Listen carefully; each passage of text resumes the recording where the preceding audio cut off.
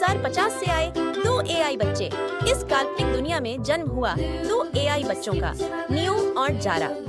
एक दिन वैज्ञानिकों ने एक प्रयोग किया। इन दोनों एआई बच्चों को टाइम ट्रैवल के जरिए 2025 में भेजा गया ताकि वे देख सकें कि इंसान कैसे थे। एक नई दुनिया में प्रवेश। नियो और जारा की आंखें खुली तो वे एक छोटे शहर के बाजार में थे।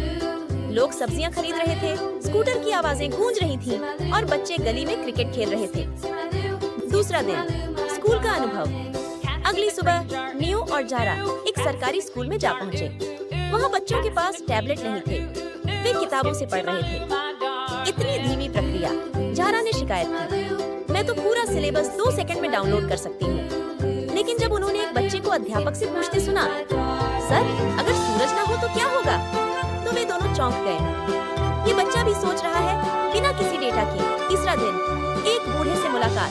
शाम को वे एक पार्क में पहुँचे जहाँ एक बूढ़े बाबा अकेले बैठे थे। जारा ने पूछा, बाबा आप इतने शांत क्यों हैं? बाबा मुस्कुराए, बेटी शांति भीतर से आती है, बाहर की तकनीक से नहीं। यह वाक्य जारा के कोर सिस्टम तक उतर गया।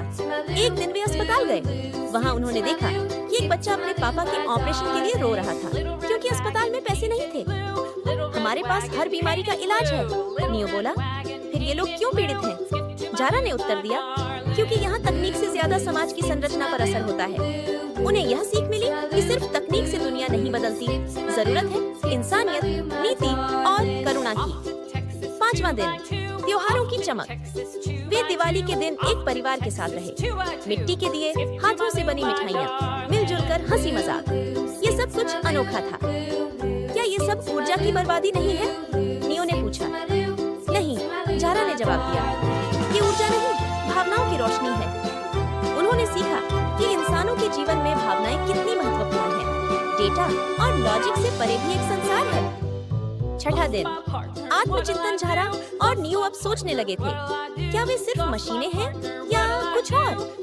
हम अब तक समझते थे कि हम सब कुछ जान सकते हैं, लेकिन यहाँ तो हर चीज सवाल से शुरू होती है, नियो बोला।